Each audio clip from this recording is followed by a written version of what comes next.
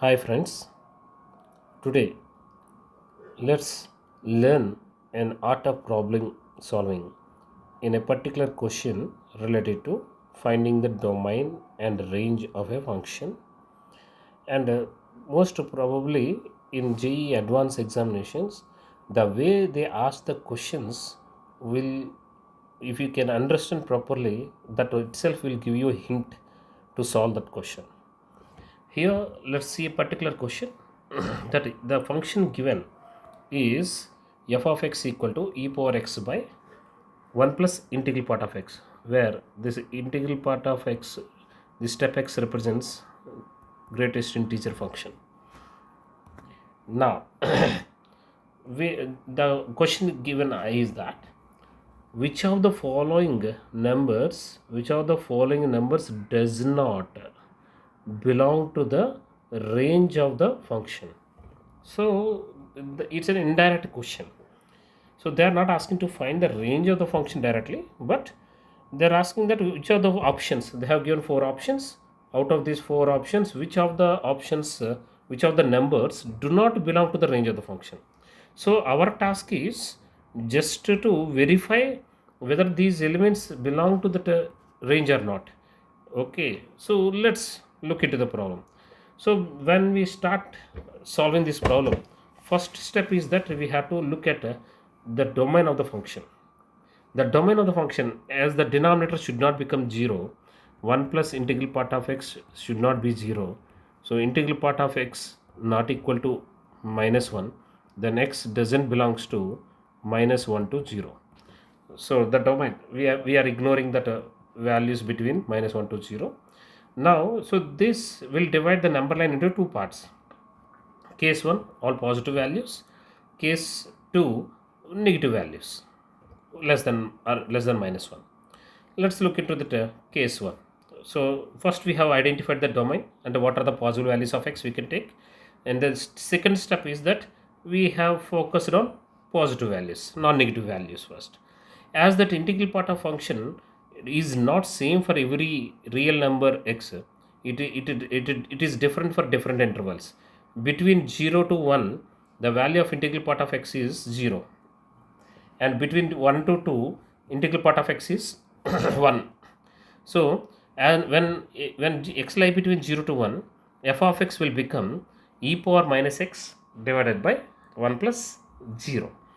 So, as e power minus x is a decreasing function, a decreasing function, so in the interval 0 to 1, at 0 you will be getting the greatest value, at 1 you will be getting the lower bound.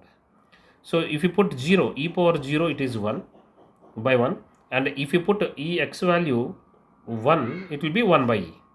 So f of x lie between 1 by e to 1.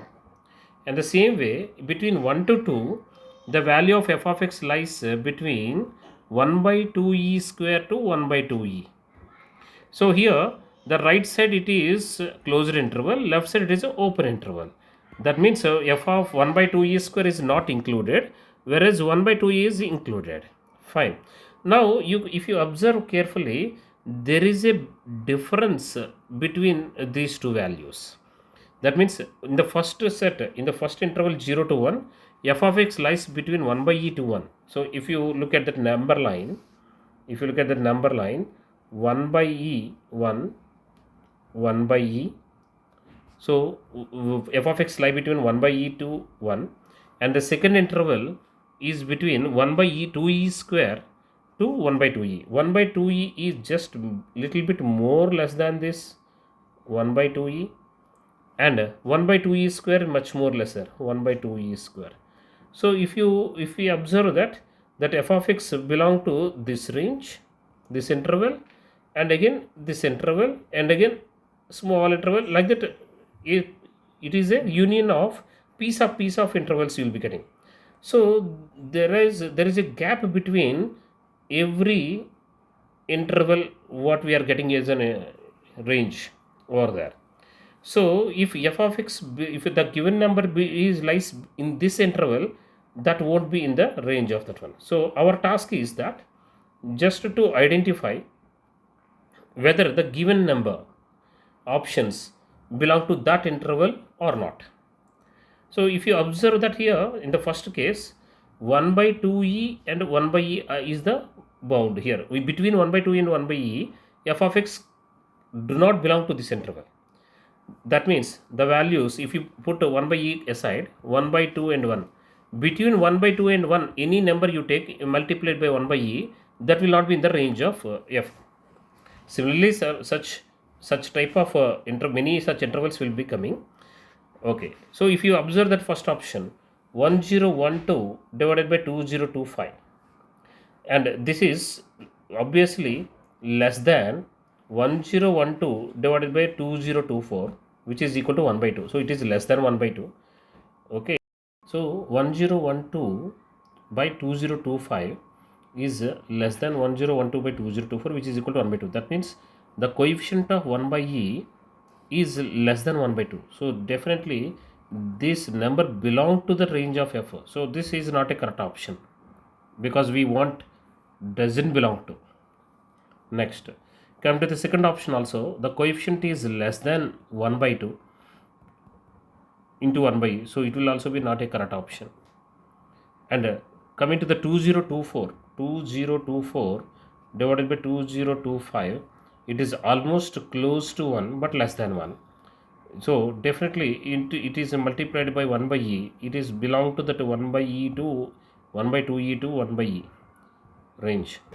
So this is going to be not in the range of f of x. Okay, and in negative values, all real numbers. Okay, this is one of the option. Let's check it. Any other option D also may be in the range or not in the range. When you look at that negative values of x, that minus 2 to minus 1, the range of f of x comes out to be minus e square to minus 1 by e. Since e power minus x is decreasing and minus e power minus x is increasing, as the denominator e power minus x by 1 plus integral part of x, as the denominator always negative for throughout x less than minus 1, so it is going to be increasing function. So at minus 2 it will be minimum, at minus 1 it will be upper bound. So if you look at like that here, so for minus 3 to minus 2, the range of f of x comes out to be minus e cube by 2 to minus e square by 2. If you observe that lower bound of this and upper bound of this, and these two have an overlapping, the interval of one is overlapping the other one. That means there is no gap between that range in intervals. So that means for all negative values less than 1 by e, so f of x has some value, so there is no gap between them. For all negative values less than 1 by minus 1 by e, it is in the range. So D also not a correct option. So only C option is correct. So the way we understand and we draw the information from the question, okay, will help us to solve and crack JEE advanced examinations. Hope this information helps you. Thank you.